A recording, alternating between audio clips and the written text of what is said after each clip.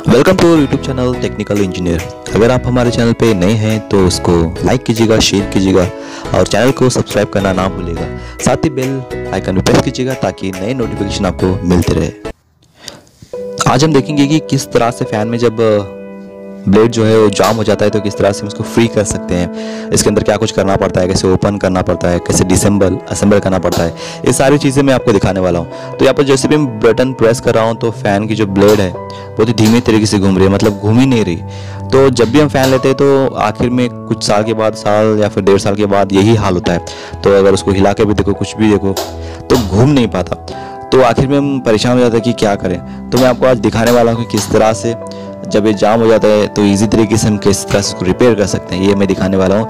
तो आखिर तक बने रहिएगा दोस्तों, आखिर तक आप इस वीडियो को पूरा देखिएगा। देखिए मैंने यहाँ पर डिसेंबल कर चुका हूँ, ठीक है, दोबारा भी मैं आपको दिखाऊंगा। तो आखिर तक देखिएगा ताकि आपको पूरी तरह से वीडियो समझ में आ जाए किस तरह से जब जाम हो जाता है तो किस तरह से हम उसको रिपेयर कर सकते हैं। हम अब ये देखने वाले हैं। कभी भी आपके घर में अगर इस तरह से फ़ैन है तो आप उसको भी आप ठीक कर सकते हो। तो वीडियो के आखिर तक बने रहेगा। तो डिसेंबल करने के बाद जो हम देखेंगे कि यहाँ पर जो पार्ट है, तो डिसेंबल करने के बाद यहाँ पर जो मेन पार्ट हम आ चुके हैं। और इससे पहले हम फिर से चेक कर लेंगे क्या ये घूम सकता है या नहीं। तो यहाँ पर अगर हम देखें तो प्रेस करके देखें तो यहाँ पर जो है वो बहुत ही धीमी तरीके से घूम रहा है ओपनली, और हमें डायरेक्ट छूना नहीं है क्योंकि मेटल पार्ट है। यहाँ पर करंट भी जो सप्लाई हो रहा है तो कहीं कुछ वायर टच हो जाए तो ये भी इसका मुश्किल हो सकता है। तो हमेशा टेस्टर ये रखिएगा आपके पास, और किसी भी चीज़ को छूने से पहले चेक कर लीजिएगा कि इसमें करंट पास हो रहा है या फिर नहीं। तो इस तरह से हम चेक कर सकते हैं। तो आगे हम देखेंगे कि इसको पूरी तरह से ओपन करेंगे। यहाँ के जो पीछे के कुछ मैकेनिकल पार्ट्स है, जो कहीं ऐसे पार्ट, छोटे छोटे पार्ट्स होते हैं, इस तरह से मूविंग करने के लिए, उसकी जो नेक मूविंग करने के लिए इस्तेमाल हो जाती है। यहाँ पर कुछ बटन्स होते हैं तो इसको भी हम ओपन कर लेंगे। ओपन करने के बाद हमें रोटार और स्टेटर जो है वो साफ तरीके से हमें दिख जाएंगे। तो यहाँ पर देखिएगा आप, जो ये जो है वो स्टेटर है। यहाँ पर वाइंडिंग जो है पूरी तरह से बनी हुई है, और अंदर भी यहाँ पर एक जो है वो रोटार है। तो रोटार में जो ब्लेड है वो लगे हुए होते हैं, और इसके थ्रू ही जो ब्लेड है, फ़ैन के ब्लेड, वो घूमने लगते हैं। तो जब स्टेटर के अंदर जो करंट पास होता है, तो यहाँ पर स्टेटर है, वाइंडिंग के अंदर जब करंट पास होता है तो वही वाइंडिंग जो है रोटार को घूमने में मदद करती है। और जब इसके लिए यहाँ पर 2 बेरिंग भी है, ठीक है, बॉल बेरिंग हम इसको कहते हैं। तो बेरिंग है, तो बेरिंग जो है वो रोटार के शाफ्ट से जो है वो चिपकी होती है। और जिस तरह से अगर बेरिंग फ्री रहेगी, इसी तरह से जब बेरिंग फ्री रहेगी तभी जो है रोटार जो है अच्छी तरह घूमेगा। जो रोटार से फिर अटैच होता है जो ब्लेड है वो घूमेगा। वरना जो है क्या होता है, जाम होने लगता है। फ़ैन में जो भी ब्लेड है जाम होते हैं। तो यहाँ पर जो है हम देख सकते हैं कि ब्लेड के अंदर जो ग्रीस लगी हुई है पूरी तरह से सूख चुकी है। तो ग्रीस जो है वो ऑयली होती है, चिपचिपी होती है। तो अगर इसको सूख गया तो फिर यहाँ पर जाम होना तो वाजिब है, जाम तो हमेशा हमें होगा ही होगा। तो यहाँ पर भी एक बेरिंग है, एक स्टेटर के अंदर जो है अंदर के लास्ट पार्ट में एक बेरिंग है, और रोटार में भी एक बेरिंग है। तो यहाँ पर देखो, ग्रीस लगाने से पहले जो अंदर का जो पुराना ग्रीस है जो सूख चुका है तो उसको क्लीन करना बेटर है। वरना क्या होगा, वो जो बेरिंग है, बेरिंग के जो अंदर बॉल बेरिंग है, जो बॉल होते हैं, तो उसको जाम करता रहेगा।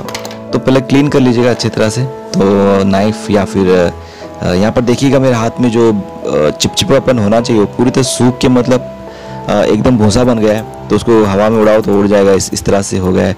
तो यही जो पार्ट है जाम कर देती है इस चीज़ को, शाफ्ट को, और घूमने देती नहीं है। तो इसलिए तो हमेशा वो जाम होने का ख़तरा रहता है।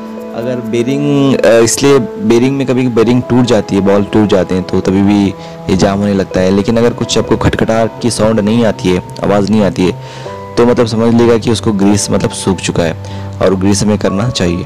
तो पहले तो अगर आपको हो सके तो आप किसी नाइफ या फिर स्क्रू ड्राइवर से आप इसको ग्रीस लगा सकते हो।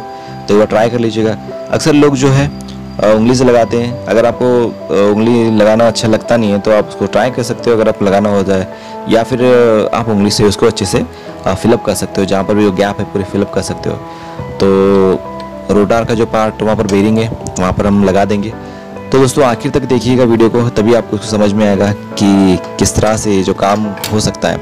अगर आप बीच में आपको स्किप कर देंगे तो आपको समझ में नहीं आएगा, ठीक है। तो हमने स्टेटर में लगा दिया है। अब हम रोटार में लगा दिया, सॉरी, स्टेटर में जो है वहाँ पर भी हम फिलअप कर देंगे ताकि दोनों बेरिंग जो है फ्रीली जो है घूम सके। और उस रोटार का जो शाफ्ट है तो कई बार जंग हो जाता है, जंग को जो कोरोजन उसको कहते हैं, तो जंग के कारण, कोरोजन कारण तो जो है जाम होने लगता है। तो वहाँ पर भी हम ग्रीस जो है अच्छी तरह से लगा देंगे ताकि फ्रीली जो रोटार है वो घूम सके। ठीक है, तो दोनों तरफ हमने दोनों बेरिंग में अच्छी तरह से फिलअप कर दिया ग्रीस। तो ग्रीस की अगर डब्बा आपको नहीं लेना हुआ तो बहुत ज़्यादा है तो पैकेट में मिल जाएगा आपको 20-30 रुपये में, तो लेकर ला कर भी आप बेरिंग में जो है लगा सकते हो। और वो तो ख़राब होगा नहीं, तो आप उसको हमेशा सालों रख सकते हो। और जब भी कभी आपको यूज़ हो किसी बेरिंग में लगाना है, कभी कोई मूविंग पार्ट में, तो आप इसको ग्रीस को इस्तेमाल कर सकते हो। तो यहाँ पर जो है मैंने उसको फिलअप कर दिया। तो अभी जो है हम सब करने के बाद तो हम उसको रोटार और स्टेटर को जो है हम उसको लगा देंगे साथ में।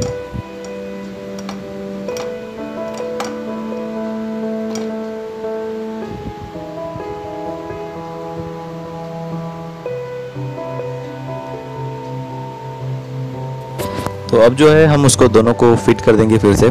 और यहाँ पर जो 4 जो नट बोल्ट है उसको सही तरीके से हम उसको लगा देंगे 1, 2, 3 एंड 4। तो अगर उसमें चूक जाए तो यहाँ पर बहुत सारी गड़बड़ हो सकती है और हमें सही तरीके से जो हमने डिसेंबल किया था असेंबल करना बहुत मुश्किल होगा दोस्तों। और यहाँ पर सब हम फिट करने से पहले एक बार चेक कर लेंगे कि क्या यहाँ पर ये जो ब्लेड का जो शाफ्ट है वो घूम रहा है या नहीं। तो बहुत ही अच्छी तरह से घूम रहा है। अब गौर से देखिएगा दोस्तों कि यहाँ पर देखिए जैसे हम बटन ऑन करते हैं तो अच्छी तरह से घूम रहा है और रुकने पर भी अच्छे से रुक रहा है। मतलब जो ग्रीस का हमने लगाया था काम बन चुका है, तो इसलिए अच्छे से घूम रहा है। तो तीनों बटन हम बार बार जब प्रेस कर रहे हैं तो भी यहाँ पर जो है वो काम हो रहा है, मतलब शाफ्ट जो है वो घूम रहा है। इसका मतलब है ग्रीस जो है सूख गया था और ग्रीस लगाने के बाद जो है ब्लेड अब घूम सकता है। तो दोस्तों आखिर तक देखिएगा कि किस तरह से उसको हम डिसेंबल तो कर दिया, लेकिन असेंबल करना इतना ही मुश्किल है, क्योंकि अगर हमें याद ना रहे कि किस तरह से हमें डिसेंबल करने के बाद असेंबल करना है तो आप बहुत टाइम लगेगा दोस्तों आपको उसको सही करने में। तो यहाँ पर देखिएगा फिर से मैं यहाँ पर देख रहा हूँ, चेक कर रहा हूँ। तो अभी यहाँ पर जो है हमने ब्लेड लगा चुके हैं और आगे का जो भी उसका मैकेनिकल जो पार्ट होते हैं जो सभी हम उसको अच्छे से फिट कर देंगे ताकि कहीं ऐसा ना हो कि ब्लेड खुल के गिर जाए। तो इसको लगाने के बाद उसका जो आगे की जो पन्नी होती है, मतलब जो कवर होता है, उसको हम लगा चुके हैं। तो फाइनल टचअप है दोस्तों। यहाँ पर हम क्या करेंगे, एक बार चेक कर लेंगे कि क्या फ़ैन घूम रहा है नहीं। तो लास्ट का जो फर्स्ट पॉइंट है मैंने प्रेस किया तो अच्छी तरह से घूम रहा है। तो आप देख सकते हो अच्छी तरह हवा दे रहा है। तो नेक्स्ट पॉइंट भी हम उसको प्रेस करके देखेंगे। ठीक है, जो दूसरा पॉइंट है तो तभी भी अच्छी से हवा दे रहा है। मतलब जैसे हमने पहले स्टार्टिंग में देखा था कि हम जब भी प्रेस करें तो मतलब इतनी जाम से घूम ही नहीं रहा था, तो अब इतनी अच्छी स्मूथली मक्खन जैसे घूम रहा है। तो मतलब इसी तरह से दोस्तों आप भी लास्ट से आपने देखा कि किस तरह से हमने ओपन किया, असेंबल किया, फिर उसको अच्छे से ग्रीस लगाया हमने, फिर सब होने के बाद हमने रिफिट कर दिया उसको। तो आप भी इसी तरह से अपने घर में जो भी फ़ैन होते हैं अगर वो सूख जाए, जाम हो जाए, स्टक हो जाए, सभी ठीक है, फिर भी स्टक हो जाए तो आप इसको लगा सकते हो। तो दोस्तों आपने आखिर तक इसको वीडियो देखा तभी आपको इसको समझ में आ सकता है, वरना आपको आप बीच में स्किप करेंगे तो आपको समझ में नहीं आएगा। तो धन्यवाद आपको। और मैं अपने वीडियोस में अपने चैनल पे हमेशा इलेक्ट्रॉनिक रिलेटेड वीडियोस डालते रहता हूँ, तो आप भी देखिएगा और सब्सक्राइब कीजिएगा और लाइक कीजिएगा। तो मिलते हैं नेक्स्ट वीडियो में। धन्यवाद।